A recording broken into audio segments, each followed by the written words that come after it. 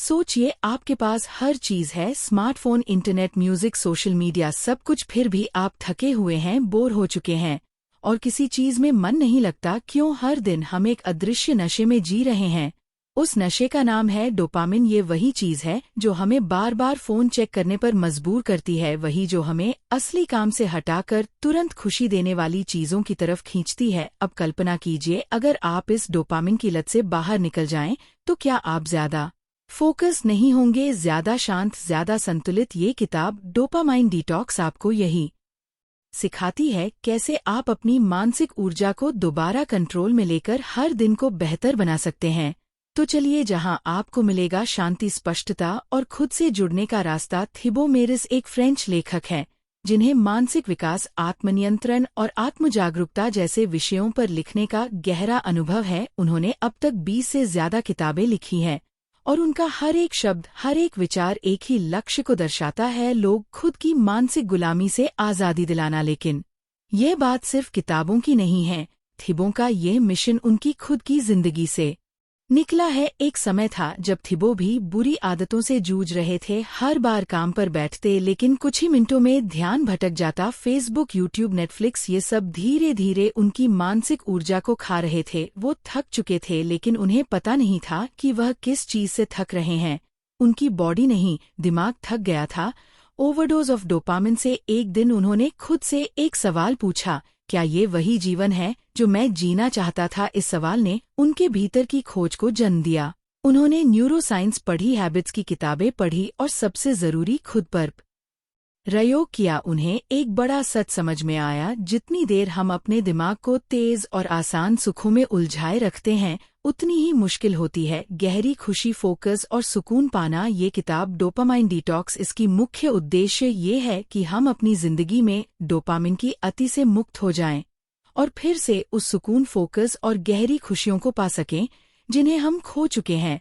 आजकल हर चीज तुरंत खुशी देने वाली है। Social media, video games, shopping, fast food, ये सब हमारे दिमाग में डोपामिन का स्तर बढ़ा देते हैं और हम हर पल नए उत्तेजना की तलाश में रहते हैं। लेकिन यह प्रक्रिया हमें असली शांति और संतुष्टि से दूर करती जाती है और इससे हम लंबे समय में थक जाते हैं, मानसिक रूप से खो जाते हैं और अपनी असली क्षमताओं को पूरी तरह से नहीं पहचान पाते। इस किताब का संदेश बहुत सीधा है। आप जब इन तत्काल सुखों से दूरी बनाते हैं, तो आप खुद को फिर से रिसेट कर सकते हैं।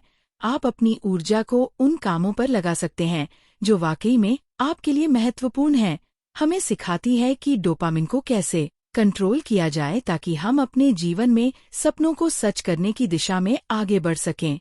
डोपामाइन डिटॉक्स सिर्फ एक शारीरिक प्रक्रिया नहीं है, बल्कि ये एक मानसिक और भावनात्मक बदलाव है। ये हमें सिखाती है कि कैसे हम अपनी आदतों को बदल सकते हैं और फिर से अपने जीवन को सही दिशा में ले जा सकते हैं। डोपामिन के नशे से निकलकर हम उस सच्ची खुशी और शांति को खोज सकते हैं जो हमें अंदर से महसूस हो। अब शुरुआत करते हैं। लेसन 1, डोपामिन का धोखा, वो जाल जो नजर नहीं आता। तुम्हारा दिमाग तुम्हारा सबसे शक्तिशाली हथियार है, लेकिन अगर तुम इसे कंट्रोल नहीं करते तो यही दिमाग तुम्हें हर रोज धीरे धीरे खोखला करता जाएगा। अब सवाल है, डोपामिन क्या है? थिबो मेरिस यही कहता है, डोपामिन एक ब्रेन केमिकल है। जब हमें कुछ अच्छा लगता है, जैसे कोई तारीफ, स्वादिष्ट खाना, वीडियो मैसेज या कोई इनाम, तो दिमाग डोपामिन रिलीज करता है। इससे हमें एक छोटी सी फील गुड फीलिंग मिलती है। अब जरा सोचो, आपने एक नोटिफिकेशन देखा, डोपामिन रिलीज हुआ। एक फन वीडियो देखा, डोपामिन। एक मिठाई खाई, डोपामिन। इंस्टाग्राम स्क्रॉल किया, डोपामिन। रील्स के अगले वीडियो में क्लिक किया और फिर धीरे धीरे आपका दिमाग इस इजी रिवॉर्ड के पीछे पागल हो जाता है। थिबो कहते हैं, डोपामिन का खेल सीधा है। जितना ज्यादा आपको इसकी आदत लगेगी, उतना कम आपका दिमाग हार्ड काम करने में दिलचस्पी लेगा। जब आप किसी किताब को 10 मिनट तक नहीं पढ़ पाते, ध्यान लगाने बैठो तो बेचैनी होती है, बिना फोन के रहना टॉर्चर लगता है, तो ये आपके आलसीपन की निशानी नहीं है, ये डोपामिन ओवरडोज का नतीजा है। थिबो इसे माइंड हाईजैकिंग कहते हैं।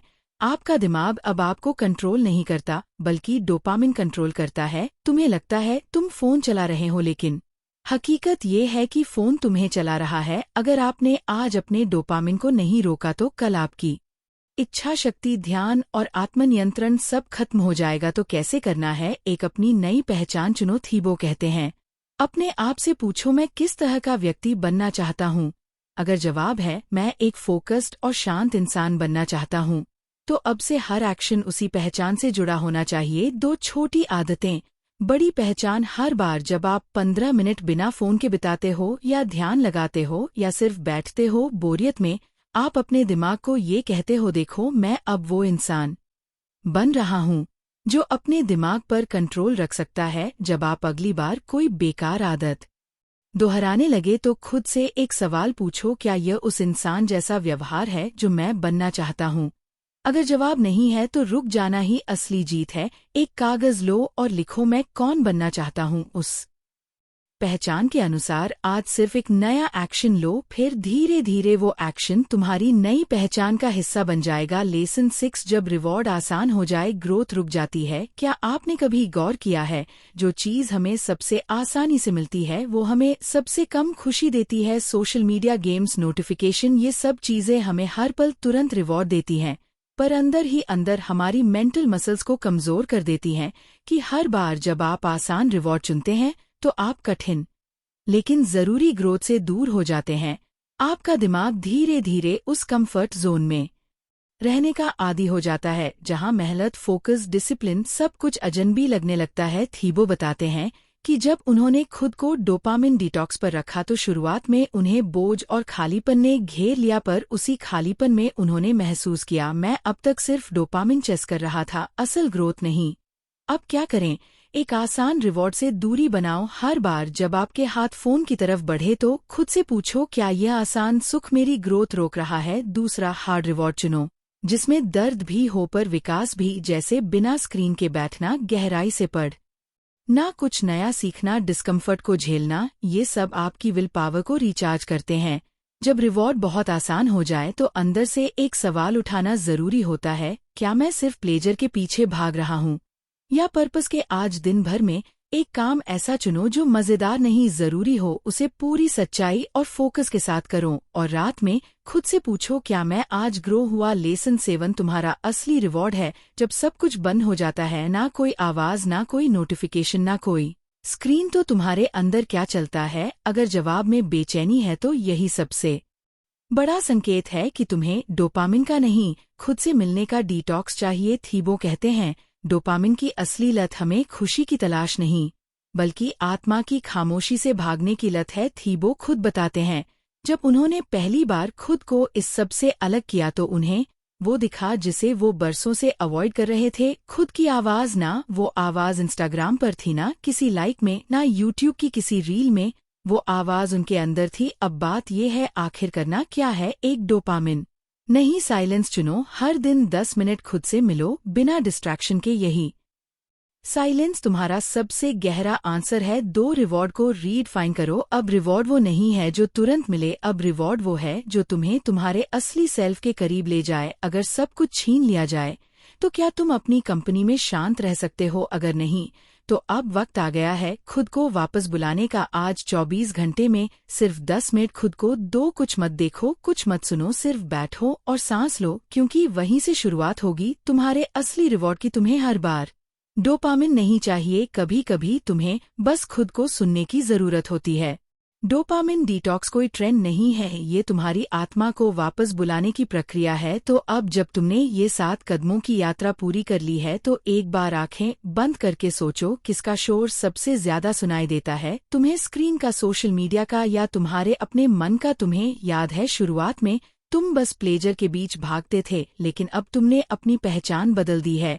अब तुम वो हो जो शांति को चुनता है, अब तुम वो हो जो असली रिवॉर्ड को पहचानता है, क्योंकि सच्चा इनाम डोपामाइन नहीं है, वह ठंडी सी शांति है जो भीतर से आती है। डिस्कम्फर्ट अब डर नहीं लगता, क्योंकि तुम जानते हो यही तो रास्ता है क्लैरिटी का, ग्रोथ का और सेल्फ मास्टरी का। और अब एक आखिरी बात, ध्यान से सुनना। जब पूरी दुनिया शोर में डूबी हो तब जो इंसान खुद को खामोशी में ढूंढ ले वही सच्चे अर्थों में आजाद होता है।